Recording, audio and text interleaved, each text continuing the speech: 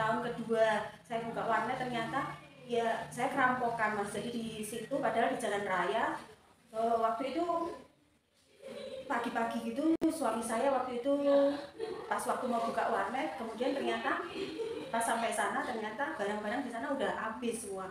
Saya bingung harus mencoba usaha apa lagi sementara modal sudah masuk ke semua ke warnet. Sekali Mas, kapan-kapan main ke rumah produksi juga boleh diajarin sampai bisa. Oh gitu. Okay. Kalau pembuatan Pianya Solo sendiri itu awalnya kita campurkan beberapa bahan dan kulitnya ada dua macam Mas. Jadi ada kulit A dan kulit B. Nah, itu dicampur jadi satu sampai kalis, kemudian bahan B juga seperti itu. Kemudian nanti bahan bahan B itu dimasukkan ke bahan A. Kemudian habis itu kita giles terus dipipihkan terus digulung. Habis digulung nanti dipipihkan lagi, digulung lagi, kemudian dipipihkan, diisi dengan isian varian rasa yang ada, kemudian dioles telur, dikasih topping, di oven. Selesai. Nah, perkenalkan, nama saya Dina. Saya adalah pemilik usaha dari Pianya Solo. Produk saya adalah jajanan tradisional sebenarnya, tradisional yang sudah dikenal sepanjang masa oleh orang, tapi kami inovasikan dengan berbagai varian rasa. Di sini ada rasa, salah satunya yang best seller adalah cokolava dan peanut butter. Akan tetapi juga tidak meninggalkan rasa yang originalnya yaitu kacang hijau. Pianya Solo bisa didapatkan di Jalan Telasih 2 nomor 21 Mangkubumen, Surakarta. Kita usaha pada tahun 2018 sampai sekarang ini tahun 2022 dan kita sudah mensuplai beberapa toko oleh-oleh di Solo maupun di Jawa Tengah sekitarnya. Waktu itu awalnya sih saya sebetulnya usaha saya adalah warnet Mas. Kami waktu itu berdua dengan modal yang sangat terbatas sekali sebetulnya waktu itu mencoba untuk membuka warnet waktu itu karena di tahun itu warnet bagus-bagusnya ya. Kami mencoba untuk mengisi lagi dengan pinjam. Nah ternyata di tahun kedua malah Android muncul. Nah setelah itu memang betul-betul kami down.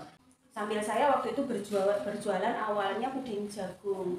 Saya titipkan di salah satu bakery di Solo dan kebetulan bakery itu mempunyai beberapa cabang, ada yang di luar Solo juga.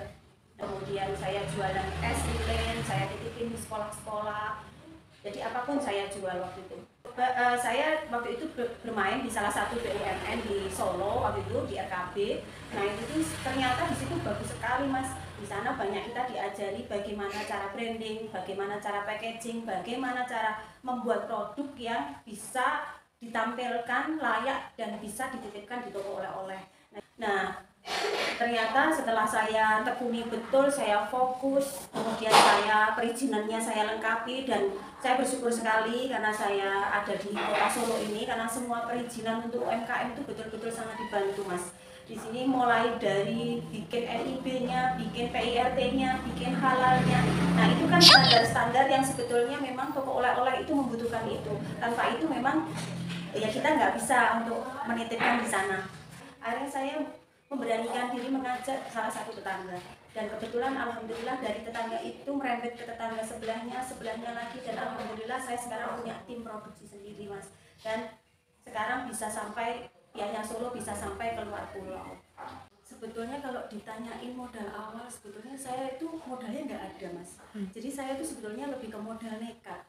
Karena waktu itu saya punya impian yang tinggi, saya punya cita-cita bisa membawa kebermanfaatan. Kemudian saya mencoba bisnis ini Mas. Di tahun 2018 itu saya memang kan saya lolos kurasi sebetulnya di inkubator itu sehingga saya itu dikirim ke Jakarta. Nah waktu itu saya memang betul-betul takut. Aduh ini nanti saya kalau serius, kalau saya bikin uangnya nggak ada ya. Saya waktu itu nggak terpilih. Akan tetapi waktu itu saya pulang itu dari inkubator itu saya membawa uang 5 juta Mas. Itu kemudian saya dari situ Mas saya kembangkan, saya berani bikin packaging yang waktu itu bagi saya packaging 1000 itu memang di angka yang mahal ya. Nah sisa dari uang itu memang saya belikan bahan baku, saya kemudian belikan apa-apa yang dibutuhkan di produksi. Untuk Pianya Solo ini kami memakai bahan-bahan yang premium ya Mas, jadi kualitas kami memang main di kualitas, jadi kami mengutamakan rasa. Di sini kami pakai terigu, kemudian ada margarin, kemudian ada minyak, air, gula halus, kemudian garam, dan juga topping-toppingnya juga meses ada, kacang sangrai ada, kemudian keju, kemudian isian-isiannya itu. Untuk bahan yang paling banyak ini apa berarti? Terigu ya Bu? Terigu. Berapa pemakaian terigu per harinya atau per sekali produksi? Per sekali produksi 12 kilo Mas. Per sekali produksi 12 kilo.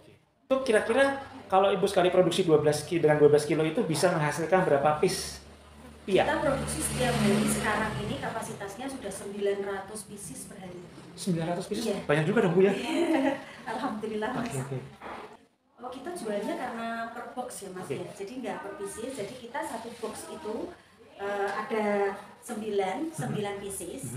Nanti itu 9 pieces itu nanti ada yang kita suplai ke toko oleh-oleh itu sebetulnya ada 2 rasa Mas di dalam satu box ini. Jadi ada rasa cokolava sama peanut butter. Nah, kita jual di tempat kami itu harganya 48.000.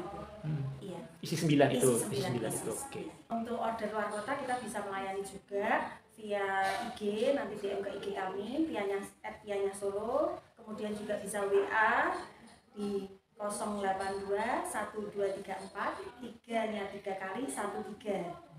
Untuk yang luar kota misalnya pengen dikirim, untuk yang rasa keju dan kacang hijau karena tahannya cuma 4 hari, kami sarankan pakai parcel atau pakai travel atau pakai kereta. Nah, itu kira-kira berapa rupiah nih? Ya, sekitaran 4 juta. Sekitar 4 juta ya? Jadi itu rutin rata-rata per harian ya? Iya, karena kita produksi juga setiap hari Mas. Produksi setiap hari itu termasuk hari Minggu juga? Hari Minggu Oh, hari Minggu. Harapannya dari kami sebetulnya kami ingin usaha kami ini sustain ya, jadi berjalan lama, jadi bisa sampai nanti bisa membawa kebermanfaatan buat orang lain sampai nanti saya walaupun saya nggak ada, usaha ini tetap ada. Dan harapan saya untuk ke depan ya saya ingin untuk tahun depan lah paling tidak saya ingin ada cabang di tempat-tempat lain selain di Solo gitu. Mudah-mudahan harapan dari Ibu bisa segera tercapai. Amin, insyaallah.